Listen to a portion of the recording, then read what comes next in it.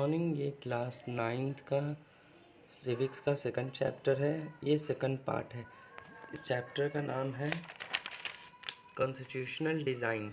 इसका पहला पार्ट हम लोग पढ़ लिए थे। पहला पार्ट में क्या क्या पढ़े थे? पहला पार्ट में पढ़े थे हम लोग साउथ अफ्रीका के बारे में, कि साउथ अफ्रीका में किस तरीके से डेमोक्रेसी आया, इसमें कॉन्स्टिट्यूशन कैसे बना, क्या क्या प्रॉब्लम आए कॉन्स्टिट्यूशन बनाने में, ये सब फेस हुए, और ब्लैक और वाइट में वहाँ डिवीज़न था, उसके बारे में हम लोग पढ़े। अब हम लोग पढ़ेंगे कि वाई डू वी नीड एक कॉन्स्टिट्यूशन की क्यों ज़रूरत होती है। एक डेमोक्रेटिक कंट्री में कॉन्स्टिट्यूशन की ज़रूरत क्यों होती है? तो कॉन्स्टिट्यूशन डिटरमाइन करता है relationship between people and government.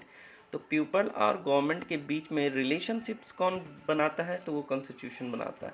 अगर बाय द वे अगर गवर्नमेंट कुछ गलत कर रही है तो हम लोग बाय द कॉन्स्टिट्यूशन के थ्रू उस गवर्नमेंट को बता सकते हैं कि हाँ ये गलत हो रहा है या ये सही हो रहा है। तो पीपल और गवर्नमेंट में रिलेशन कौन बनाता है? तो कॉन्स्टिट्यूशन बनाता है। और भी बहुत सारे काम हैं कॉन्स्टिट्यूशन के। कॉन्स्टिट्यूशन क्या होता है? Generate the degree of trust. ये ट्रस्ट को, डिग्री ऑफ ट्रस्ट को बनाता है कि जैसे गवर्नमेंट पे मेरा ट्रस्ट है, गवर्नमेंट पे भरोसा है कि गवर्नमेंट कुछ गलत नहीं करेगी। अगर गलत करती है तो जो कॉन्स्टिट्यूशन में रूल रेगुलेशन लिखा है उसके अकॉर्डिंग हम गवर्नमेंट से सवाल पूछ सकते हैं कि हाँ ये क्यों हो रहा है या ऐसा गलत क्यों है। और कोऑर्डिनेशन ऑफ पीपल के साथ, coordination different kind of people के साथ, जैसे हर धर्म के लोग इंडिया में हैं या किसी भी कंट्री में बहुत डाइवर्सिटी होता है, तो वो सब डाइवर्सिटी से कोऑर्डिनेट कैसे करते हैं गवर्नमेंट? तो बाय द कॉन्स्टिट्यूशन से गवर्नमेंट कोऑर्डिनेट करते हैं। ठीक है। अब यहाँ पे है सेकंड पॉइंट में है कि government will constitute who will have power to take which decision. देखिए, अगर आप गवर्नमेंट बना दिए और गवर्नमेंट वो डिसीज़न ले नहीं रही है, गवर्नमेंट के जो ऊपर जो साथ में लोग हैं या गवर्नमेंट जिसके कंट्रोल में है वो लोग डिसीज़न ले रहे हैं, तब है कि डिसीज़न इनके हक में होगा। तो ऐसा नहीं होना चाहिए। अगर हम लोग किसी को इलेक्ट करके गवर्नमेंट बनाए हैं तो वो डिसीज़न ले, ठीक है, कोई दूसरा कोई डिसीज़न ना ले गवर्नमेंट में। डिसीज़न मतलब है कि बहुत तरह का डिसीज़न है कि किस चीज़ में कितना फ़ंड निकालना है, एजुकेशन पे कितना खर्च करना है, कहाँ पे डेवलपमेंट करना है, किस जगह को ज़्यादा रोड बनाना है, कहाँ पे हॉस्पिटल बनाना है, इस तरीके का डिसीज़न वो सिर्फ गवर्नमेंट ही ले जिसको हम लोग इलेक्ट किए हैं, और कोई दूसरा गवर्नमेंट के अलावा कोई दूसरा डिसीज़न नहीं ले गवर्नमेंट के अंदर। तीसरा है ये पावर, जो गवर्नमेंट का जो पावर है, जो लीडर का पावर है, वो लिमिट होना चाहिए। उसका पावर जो है लिमिट होना चाहिए। ऐसा नहीं लीडर कुछ भी कर सकता है। लीडर हम बना दिए किसी को, अब वो क्या क्या मर्डर कर रहा है, किसी को भी जान मार दे रहा है, कोई भी घपला कर दे रहा है, तो ऐसा नहीं होना चाहिए। उसका पावर का लिमिट होना चाहिए गवर्नमेंट का। और अगर वो कुछ गलत करता है तो सिटीज़न के पास राइट्स होना चाहिए कि हाँ ये क्यों हुआ, इससे सवाल कर सकते हैं, या जो भी सिटीजन्स का राइट्स है वो अख्तियार हो सकता है। ओके। तो यहाँ पे थर्ड पॉइंट क्या कहता है कि सिटीजन का पावर का लिमिट होना चाहिए और राइट्स होना चाहिए सिटीजन्स के पास कि क्या क्या राइट्स हैं। फोर्थ में यहाँ पे है it express the aspiration of the peoples about creating a good society. और पीपल्स को इंस्पायर करें, मोटिवेट करें कि हाँ गुड सोसाइटी आप बनाइए, गुड सोसाइटी बनाइए। जैसे देखिए, अगर बाय द वे गवर्नमेंट बहुत अच्छी होगी तो वहाँ पे क्राइम कम होगा। क्राइम कम होगा तो वहाँ की जो सोसाइटी होगी, वहाँ के लोग जो होंगे बहुत अच्छे से रह पाएंगे और सोसाइटी अच्छा होगा, क्राइम नहीं होगा। यहाँ पे नोट्स में लिखा हुआ है all the countries that have the constitution are not necessarily democratic. जो भी कंट्री में अगर कॉन्स्टिट्यूशन है, मान लेते हैं ये कंट्री है, उसके अंदर कॉन्स्टिट्यूशन है, रूल रेगुलेशन है, तो हम लोग इसको डेमोक्रेटिक नहीं कहेंगे। ठीक है। But all the countries that are democratics that and have will have constitution। अगर कोई कंट्री डेमोक्रेटिक है तो वो उसमें कॉन्स्टिट्यूशन होगा ही होगा। अब इसको समझिए, जैसे मान लेते हैं कि कोई कंट्री है, जैसे साउथ अफ्रीका में देख लीजिए। साउथ अफ्रीका में ब्रिटिश का रूल चल रहा था तो वहाँ पे कॉन्स्टिट्यूशन था, वहाँ पे भी इलेक्शन होते थे, वहाँ पे भी रूल रेगुलेशन था, लेकिन डेमोक्रेसी नहीं था, राइट्स नहीं थे लोगों के पास। वहाँ पे बहुत सारे लोग जो है वोट नहीं कर पाते थे, बस चुनिंदा लोग ही वोट कर पाते थे। तो वहाँ पे कॉन्स्टिट्यूशन था लेकिन डेमोक्रेसी नहीं था। और इंडिया में है डेमोक्रेसी है, तो डेमोक्रेसी अगर होगा तो कॉन्स्टिट्यूशन होना ज़रूरी है। चलिए नेक्स्ट पेज में आ जाते हैं, पेज नंबर 4 है ये, making of the Indian constitution. अब हम लोग समझ गए कि कॉन्स्टिट्यूशन का क्या फ़ायदा है, क्या बेनिफिट है। अब इंडिया में किस तरीके से कॉन्स्टिट्यूशन को बनाया गया, तो इंडिया को बनाने में बहुत ज़्यादा प्रॉब्लम फेस करना पड़ा इंडिया में कॉन्स्टिट्यूशन बनाने में। अच्छा समझिए प्रॉब्लम क्या क्या प्रॉब्लम आएंगे कॉन्स्टिट्यूशन बनाने में। देखिए कॉन्स्टिट्यूशन जो रूल रेगुलेशन है आप बहुत सारे लोगों के लिए बना रहे हैं। जैसे इंडिया में तो बहुत करोड़ों लोग हैं और करोड़ों लोगों में बहुत सारा डाइवर्सिटी है, मतलब डाइवर्स पीपल हैं। कुछ लोग जो होंगे वो अलग धर्म के होंगे, कुछ लोग अलग धर्म के, कुछ लोगों का कास्ट अलग है, कुछ लोगों का लिविंग स्टैंडर्ड अलग है, कुछ लोग बहुत एजुकेटेड हैं, कुछ लोग पुअर हैं।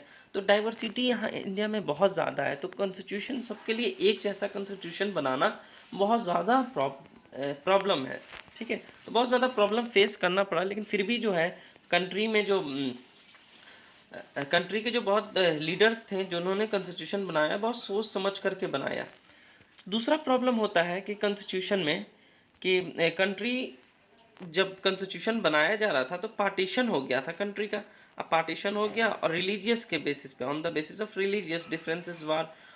तो पार्टीशन होने के बाद जो है कंट्री ने ट्रोमेटिक एक्सपीरियंस फेस किया। ये ट्रोमेटिक एक्सपीरियंस क्या है, दर्दनाक एक्सपीरियंस कि अगर इंडिया पाकिस्तान में जो पार्टीशन हुआ था तो जो मुस्लिम थे, मेजॉरिटी जो मुस्लिम का था वो पाकिस्तान में चले गए थे, ठीक है।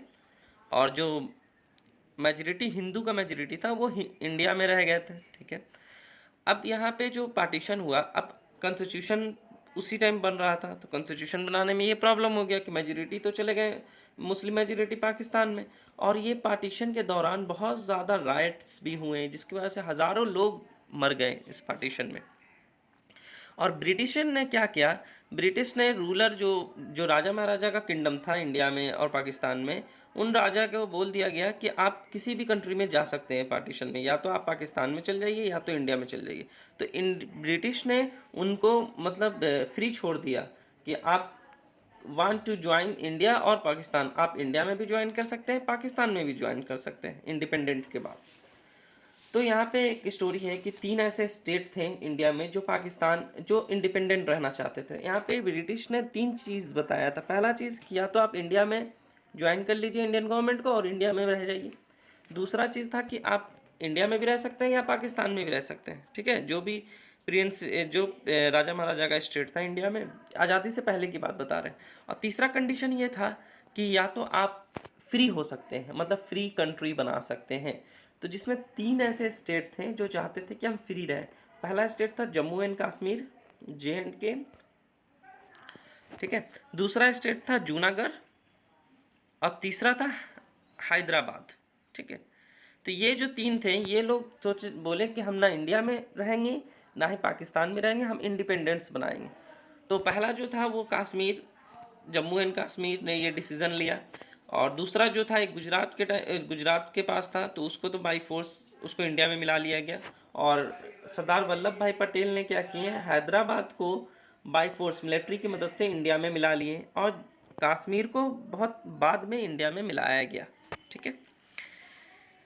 अब यहाँ पे makers of the constitution force fears that will the peoples of India accept the constitution. अब जो बना रहे थे कॉन्स्टिट्यूशन उन लोगों को डर हो गया कि हम इतना ज़्यादा डाइवर्सिटी है इंडिया में और हम जो है कॉन्स्टिट्यूशन बना रहे हैं, तो हो सकता है कॉन्स्टिट्यूशन उस तरह का बने या नहीं बने, या इंडिया का फ्यूचर ख़राब हो जाए ऐसा कॉन्स्टिट्यूशन बनाने से। तो बहुत ज़्यादा उनको डर था कॉन्स्टिट्यूशन बनाने के वक्त। अब यहाँ पे कॉन्स्टिट्यूशन जो बनाया गया तो किस तरीके से बनाया गया, देखिए यहाँ पे। तो पहला है कॉन्स्टिट्यूशन मेकर्स जो थे, जो कॉन्स्टिट्यूशन बना रहे थे, वो जानते थे कि इंडिया में कॉन्स्टिट्यूशन बनाना है तो सब लोगों का सहमति होना ज़रूरी है। Type of the constitution they wanted and our freedom struggle was also based upon it. मतलब कॉन्स्टिट्यूशन बना रहे हैं तो फ्रीडम्स जो स्ट्रगल हुए थे, जो जो चीज़ की हमको आज़ादी नहीं दी गई थी, उन सबको फ्रीडम, उन सब की आज़ादी मिलनी चाहिए कॉन्स्टिट्यूशन में। दूसरा था कि इन 1928 में मोतीलाल नेहरू और 8 अदर कांग्रेस लीडर ने already drafting the Indian constitution with all the rights on it's. उन्होंने क्या किया कि एक कॉन्स्टिट्यूशन ड्राफ्ट किया मोतीलाल नेहरू ने और 8 अदर कॉन्स्टिट्यूशन लीडर्स ने, ठीक है, ओके। थर्ड में है the experience against the Indians working in the legislative institutions under the Britishers was also used while forming the constitution. अब यहाँ पे इंडियन जो वर्किंग थे, जो कॉन्स्टिट्यूशन इंस्टीट्यूट को बना रहे थे, उन्होंने ब्रिटिश से भी बहुत ज़्यादा, ब्रिटिश कॉन्स्टिट्यूशन को भी लिया और उनसे भी बहुत ज़्यादा उसमें फॉर्मेशन किए। ठीक है, जैसे देखो इंडिया का कॉन्स्टिट्यूशन बनना शुरू हुआ था तो दुनिया में बहुत सारे कॉन्स्टिट्यूशन पहले से मौजूद थे। तो इंडियन कॉन्स्टिट्यूशन जो मेकर थे ना, उन्होंने बहुत सारे कॉन्स्टिट्यूशन को एक साथ लिया और सबको मिला करके इंडिया का कॉन्स्टिट्यूशन बनाया, जिसमें ब्रिटिश कॉन्स्टिट्यूशन में भी बहुत सारे ब्रिटिश के जो कॉन्स्टिट्यूशन के रूल रेगुलेशन थे उनको भी ऐड किया गया। ठीक है, अब ये देखिए एक चीज़ हम बता देते हैं कि ये हम कहाँ से पढ़ा रहे हैं। देखिए यहाँ से पढ़ा रहे हैं द कॉन्स्टिट्यूशन असेंबली, कैसे कैसे कॉन्स्टिट्यूशन बना। ओके, और यहाँ पे constitutions making of the Indian constitution, इसको आप अच्छे से पढ़िएगा। यहाँ पे देखिए, यहाँ पे मोतीलाल नेहरू 8 कॉन्स्टिट्यूशन लीडर जो मिल करके एक इंडियन कॉन्स्टिट्यूशन पहली बार बनाए थे, उसके बारे में दिया हुआ है। और ये सब जो साइड में जो लीडर्स के बारे में दिया हुआ है ना, ये भी बहुत इंपॉर्टेंट है, इस चीज़ को भी आप पढ़िएगा। देखिए यहाँ पे लीडर्स के बारे में दिया हुआ है, तो इनके बारे में थोड़ा सा आपको नॉलेज होना चाहिए। तो यहाँ तक समझ में आ गया। यहाँ पे आप पेज नंबर 5 में आइए। तो Indian adopted many good laws from the colonial rule. देखिए जो कॉलोनियल रूल जो इंडिया ने जब कॉन्स्टिट्यूशन बनाना शुरू किया, तो मैंने बताया कि बहुत सारे कंट्री में पहले से कॉन्स्टिट्यूशन मौजूद थे, तो उन सब का जो अच्छा अच्छा चीज़ था उसको कलेक्ट किया इंडिया ने। ठीक है, जो कॉलोनियल रूल में जहाँ कॉन्स्टिट्यूशन पहले से मौजूद था वहाँ से कलेक्ट करके कॉन्स्टिट्यूशन बनाया। और rule like the government of Indian act 1935। देखो 1935 जो गवर्नमेंट ऑफ इंडिया एक्ट आया था, इस टाइम क्या हुआ था, 1935 में इंडिया तो आज़ाद हुआ नहीं था। उस वक्त जो रूल रेगुलेशन इंडिया में चल रहे थे, उसमें जो अच्छे अच्छे चीज़ थे, अच्छे अच्छे रूल थे, रूल रेगुलेशन, उसको कलेक्ट किया गया था, उसी को बोला जाता है government of India act 1935। Our constitution adapted good laws and policies from the constitution of other democratic country. अभी हमने बोले कि जो भी कॉन्स्टिट्यूशन को अडेप्ट किया गया था, अच्छा लॉ रूल रेगुलेशन को, तो दूसरे कंट्री से भी लिया गया था।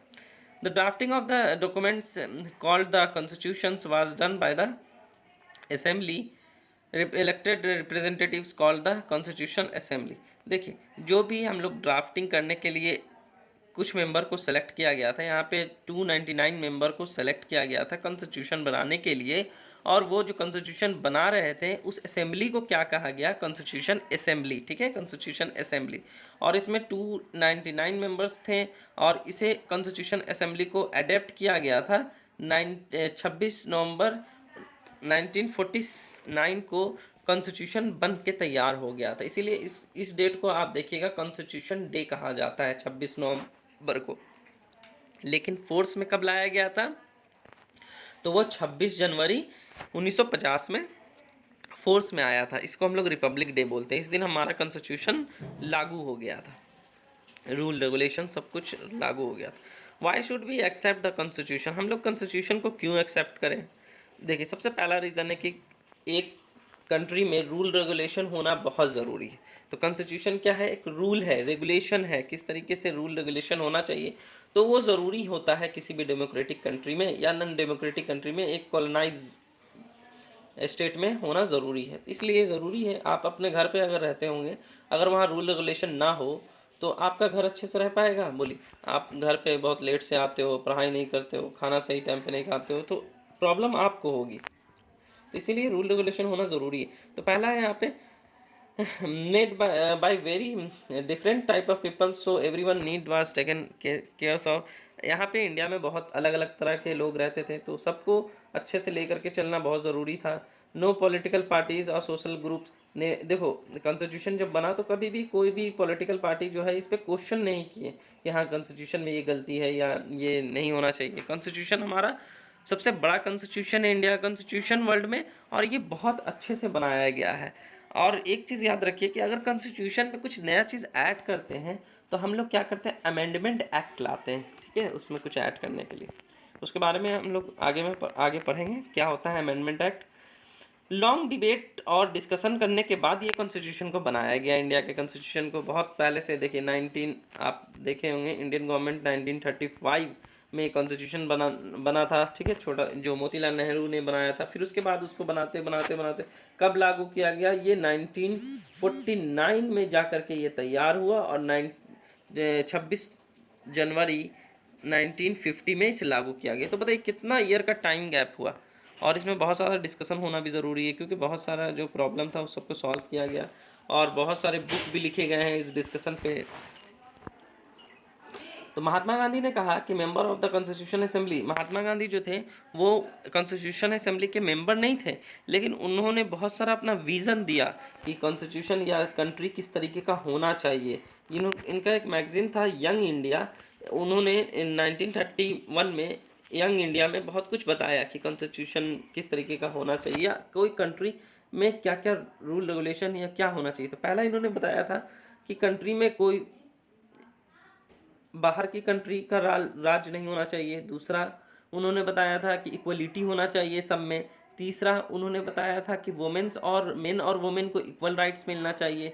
चौथा उन्होंने बताया था कि वोट सभी को देने का अधिकार होना चाहिए। देखिए ये सब चीज़ यहाँ पे लिखा हुआ है, इस चीज़ को आप पढ़ सकते हैं। देखिए यहाँ पे कि यहाँ सब लोग अच्छे से रहें, अनटचेबिलिटी नहीं होना चाहिए, मेन और वुमेन को इक्वल राइट्स मिलना चाहिए। तो ये सब यहाँ पे लिखा हुआ है, आप पढ़ सकते हैं, ठीक है। अब हम लोग नेक्स्ट पेज में चले। यहाँ पे आपका